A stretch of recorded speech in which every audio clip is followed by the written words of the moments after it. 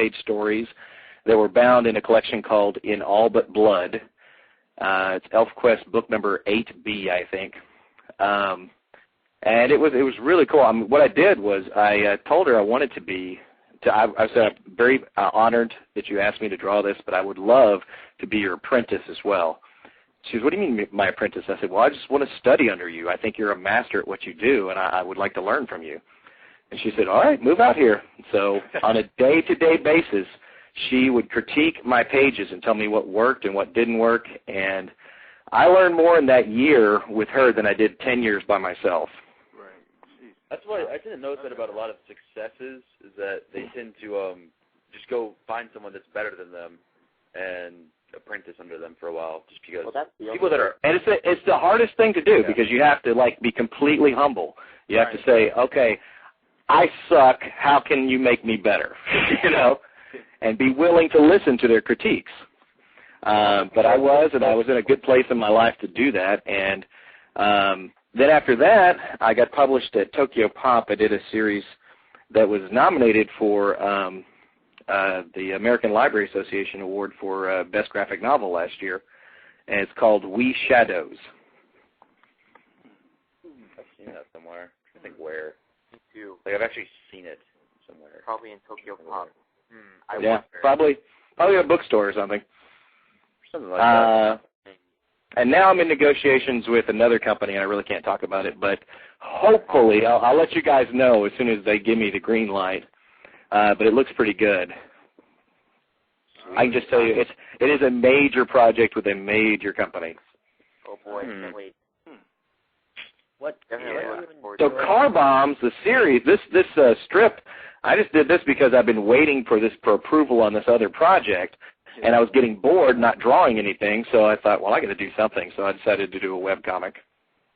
Let's go ahead and plug that in then. Well, it's won the hearts of all of us here at Otakast Network. Well, thank you. That's nice.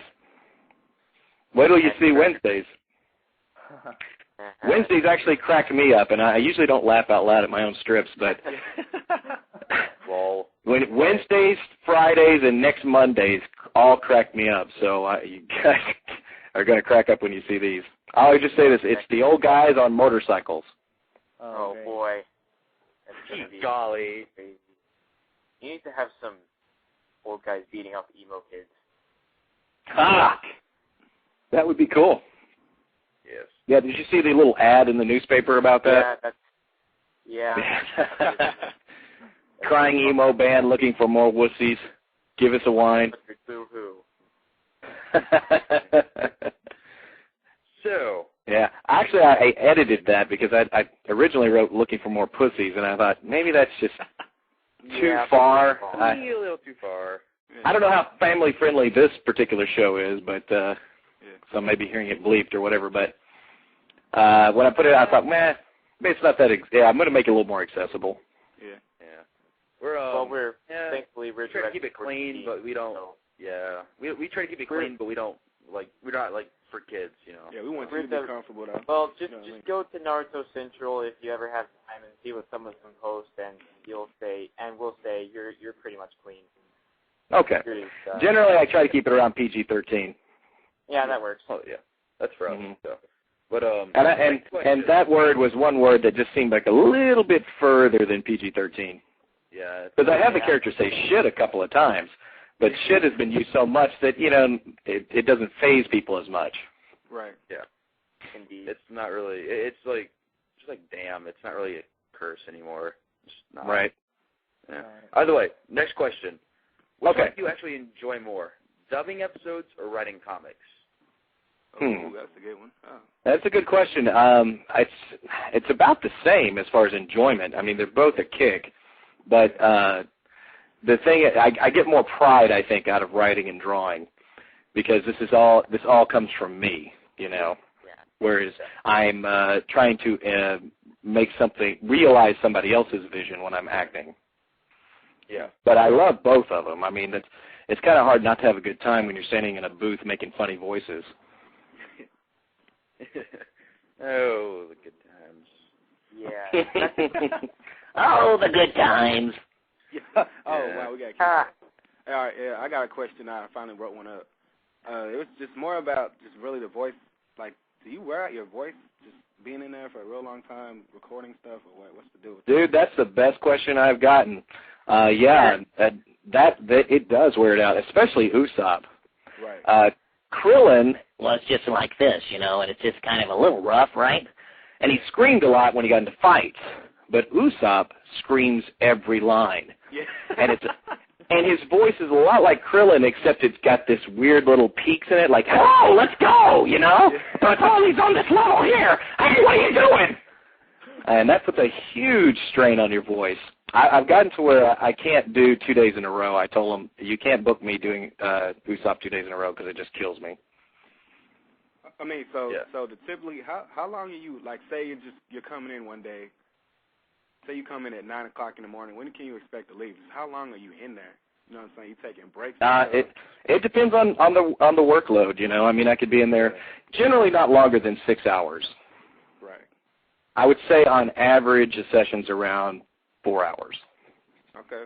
So it's a pretty nice job, yeah. And are there other voice actors in there, or are you just kind of coming in by yourself and recording your own lines? No, we're by ourselves generally. It's just you in a booth with a television in front of you, and we have these monitors that have the scripts on them.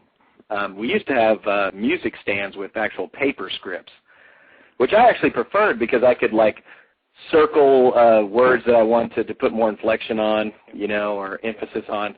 But now you can't do that. You just have to look at the screen and hope. Sometimes I'll ask the director, can you please, like, highlight that word so I'll remember to hit it, especially like in a long monologue or something. Right. Yeah. Huh. You know, you're talking about your inner self. But the only time we get, like, several people in the booth is when we do what's called a Walla session. Yeah. And a Walla session is where you have, like, several people in the booth at the same time doing crowd scenes and things like that. Also, you have a band. You have a cover band, White Girl. Is that what it's called? Right. Mhm. Okay. I was just checking Wikipedia, make sure they're not just saying random stuff. Oh, okay. Yeah, you can find all kinds of things if you look up White Girl. Yeah. Oh, yes. White Girl. We're a cover band. We cover a band that nobody's ever heard of, practically. It was a punk rock band in the 80s called X. And they have these great songs, and they actually won, like, several Grammys, and they seem to be going places, but drugs, I think, mostly is what took over and messed up their careers and derailed them. But anyway, so they had all these great songs that nobody's even heard of, so my wife is a huge fan of it, so she wanted to start this band, and she told me that my voice sounds a lot like the guy who sings in the band, so she recruited me in it. And White Girl is the name of one of their songs that we cover, so that's where we got the name for the band. Nice. Yeah, go Gala. Yeah. So, actually, this one isn't written down. I got another question. Do you know if Funimation has any plans for any of the other One Piece movies?